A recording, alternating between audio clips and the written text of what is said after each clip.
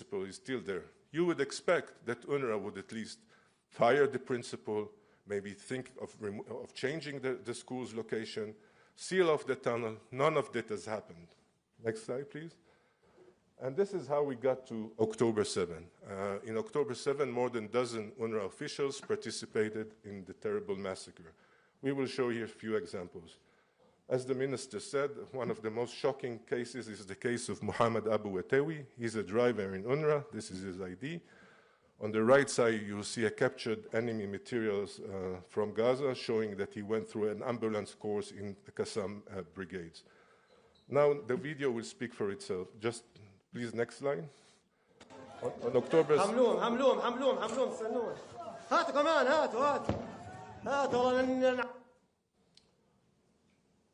So you can see Mr. Abu Etewi here with the red circle.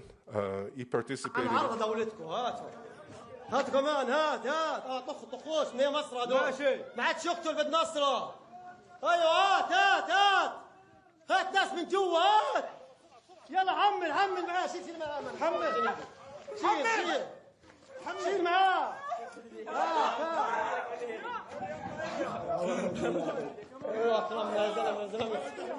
حمل I think it's enough. You can pass, please. This is the tragic results of this attack. As the minister said, Ersh Goldberg Polling was abducted with other 4 people. He was then murdered in Gaza. Fortunately enough, Elia Cohen and Or Levy survived and were released in the latest exchange. But Alon Oel on the left is still in Gaza in the Hamas tunnels. Well, next slide is also quite shocking. This is a social worker of UNRWA, Faisal Ali Naami, who participated with his father in the kidnapping of the body of Yonatan Samarno, an Israeli youngster who went to Nova Party and then tried to find refuge in Kibbutz Be'eri. Unfortunately, the terrorists managed to get hold of him there.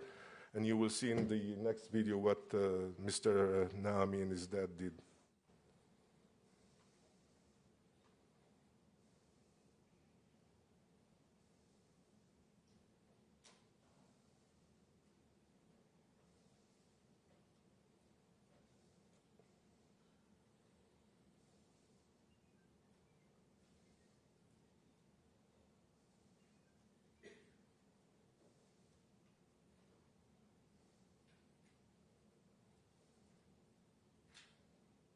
You can pass, please, next slide.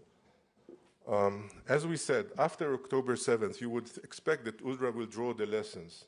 Well, UNRWA tried to portray it as a case of few bad ret and oppos, but we told you the numbers of employments of Hamas terrorists in Gaza exceeds 1,000, almost 500.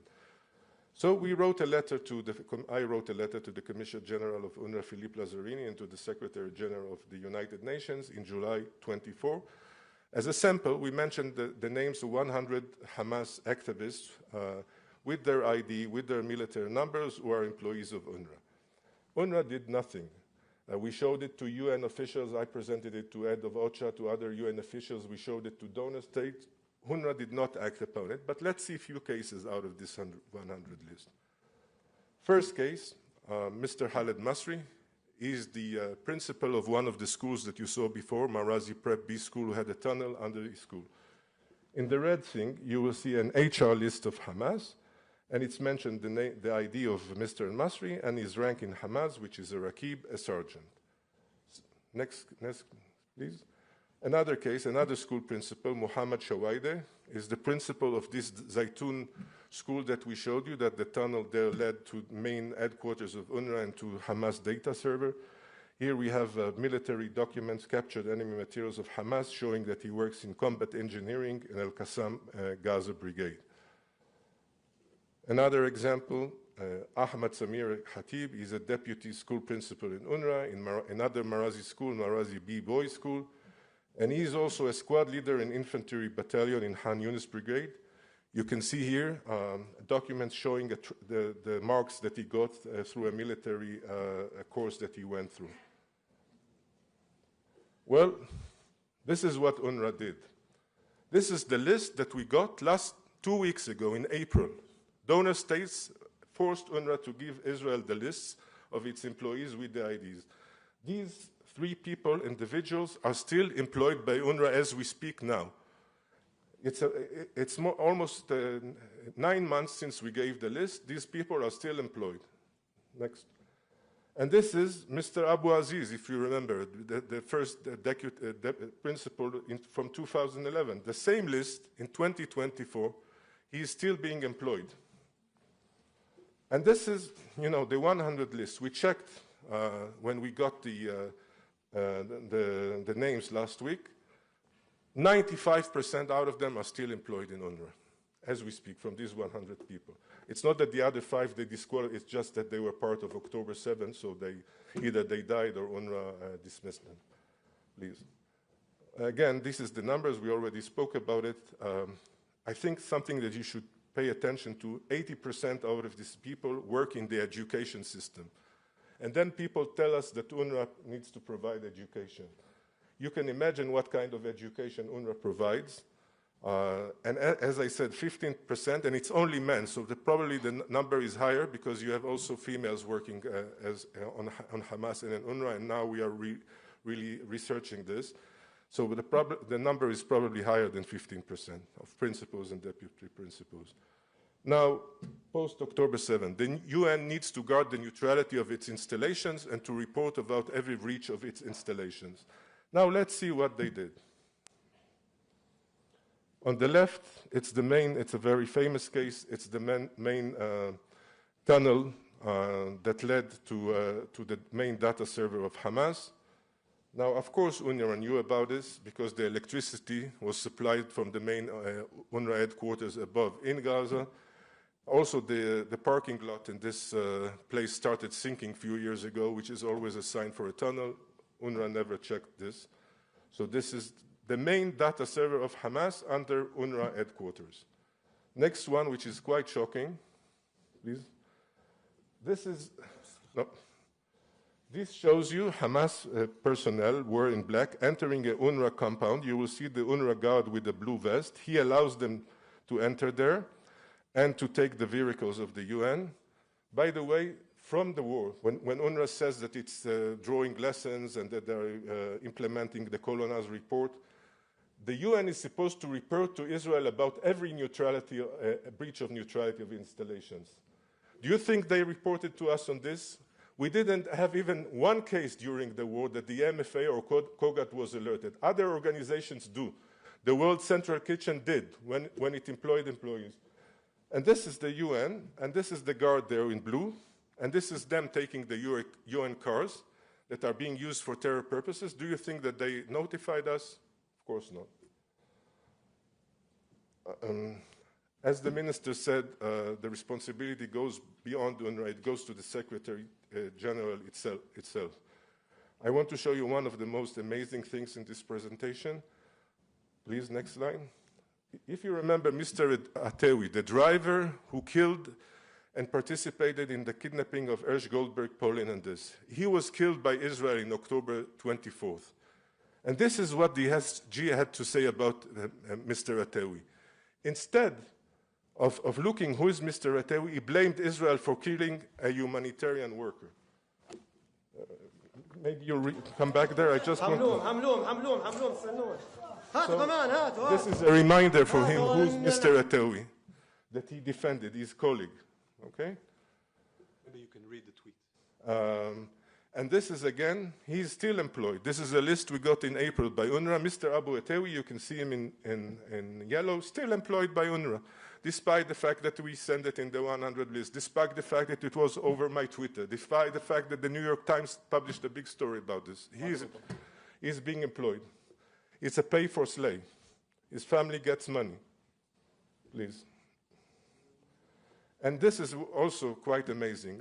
Israel, when we had the October 7th, the UN, the Secretary General established an investigation. We sat here in this building for hours on each case, showing them intelligence. We asked to see the report.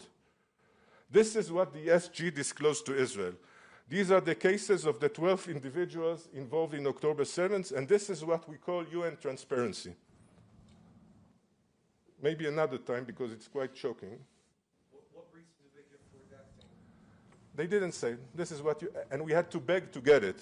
There were countries who got it before Israel did, donors. We didn't, and this is what we got.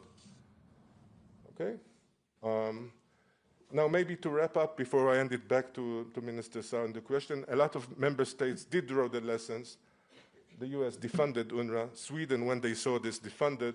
Italy, all of them passed the humanitarian assistance through other organizations, and we cooperate with these organizations. The Netherlands have reduced, and others are also thinking in this way. Maybe the bottom line, as Minister Sarr said, the one who should stand in court in The Hague is the UN and UNRWA, because they completely breached the principles of neutrality and impartiality.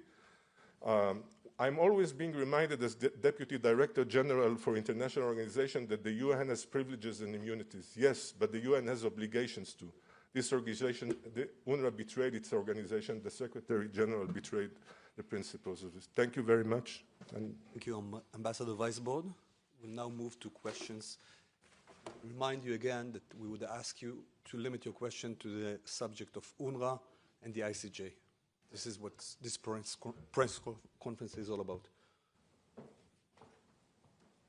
Please, questions. Yes. You can present yourself. Hi, I'm Claire Parker from the Washington Post.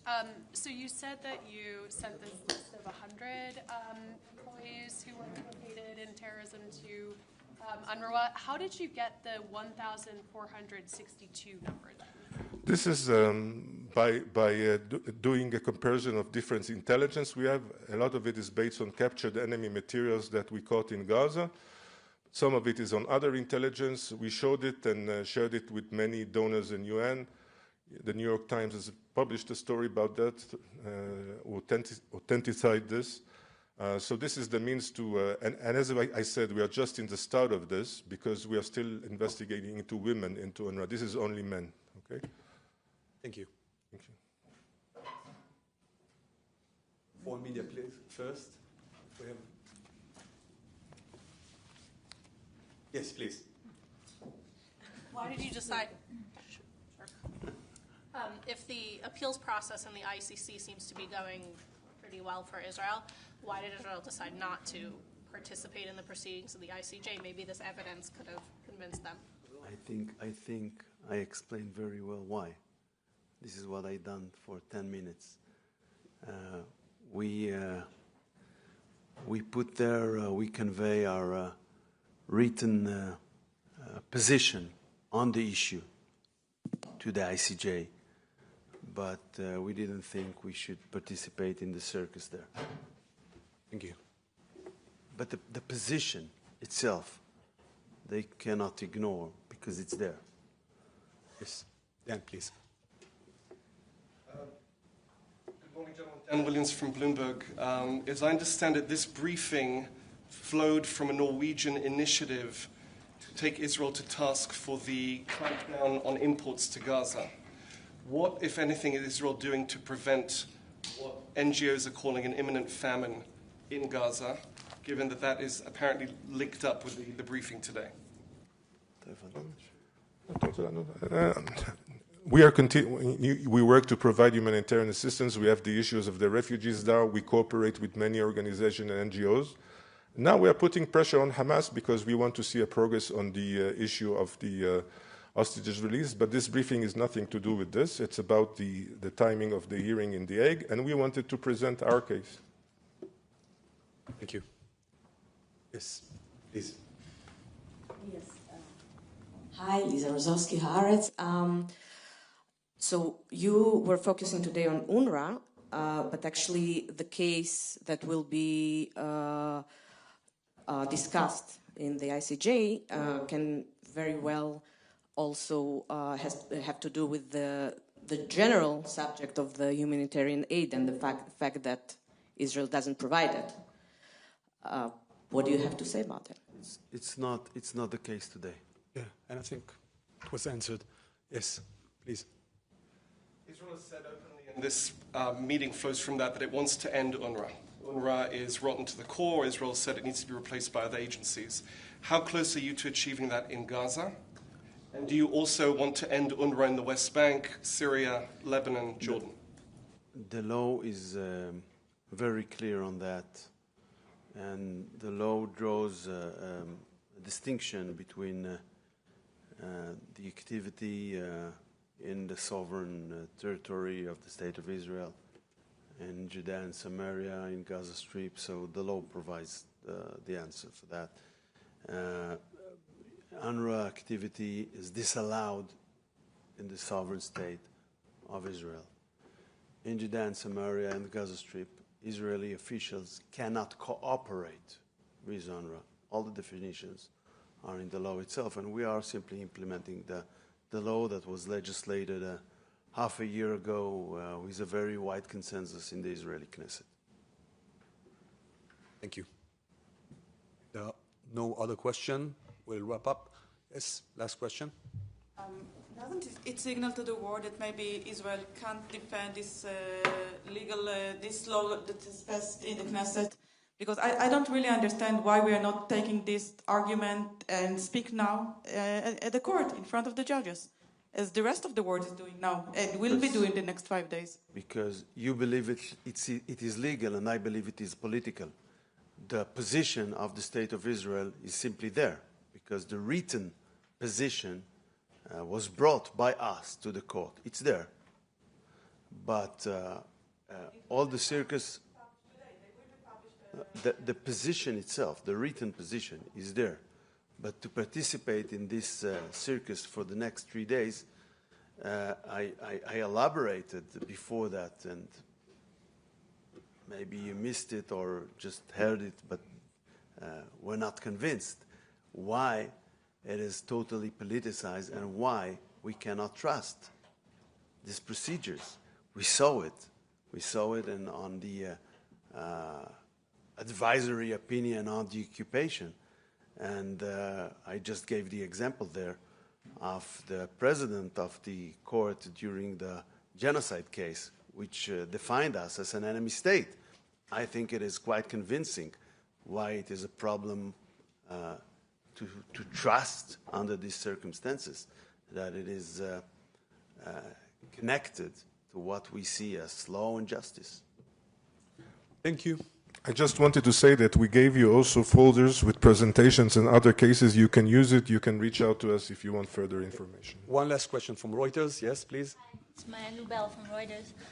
You showed us video. I think, and I want to add something.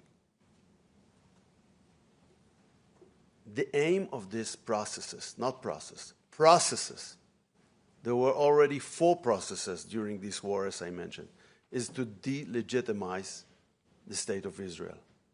What we will do from now on is delegitimize the delegitimizers. We will not play in that game anymore. Yes, please. Hi. You showed us before videos and evidence of UNRWA workers, links with Hamas and Hamas people, school headmasters and such. Have you found any evidence which directly links Hamas and UNRWA aid distribution, given we're speaking about aid today? I think we know that Hamas uses and steals the percentage of aid. The video that you've seen, you saw that they are taking equipment, and I think from UNRWA warehouses with the cars. So I think the video speaks for itself. I don't need to answer on this. And as I said, they have an obligation to guard neutrality and to report to us. They never did. There were so many breaches like the one that you saw. We never got a report. There is no total connection. It's like, symbiosis. Biotic. Symbiosis. The installations of UNRWA was the commanding centers of Hamas, were operational centers of Hamas, was communication centers of Hamas. To try to break between Hamas and UNRWA is a very hard work. We gave time and again the UN a chance to change UNRWA, to reform UNRWA, but none of that happened. So this is something that we found out. We cannot fix it. Then the Knesset legislated very clear laws And I don't think that it is really can be challenged from a moral point of view. Washington Post, please. Two questions. Okay. Sorry. So first, you have said just now, you mentioned UNRWA facilities being control centers for Hamas. That language, command and control center, is very frequently used in IDF announcements, specifically in regard to allegations of, finding evidence of Hamas activity in UNRWA facilities. I've never understood what that means. What is defined as a command and control center? Could you explain that? And then second question, you just said you want to delegitimize the delegitimizers. Israel doesn't recognize the ICC, but it does recognize the ICJ. I mean, is there any thinking about withdrawing that recognition? The issue is not recognition. The issue is not recognition. The issue is the political use of the institution. We respect international law. What is happening here is a gap between international law and international law institutions. Because what happened is that the General Assembly of the UN can send to the ICJ any matter for a so-called advisory opinion, and by that politicize the conflict, politicize the issues, and under a legal disguise. So there is a question to what extent you can play that game when it is played against Israel, but with double standards. We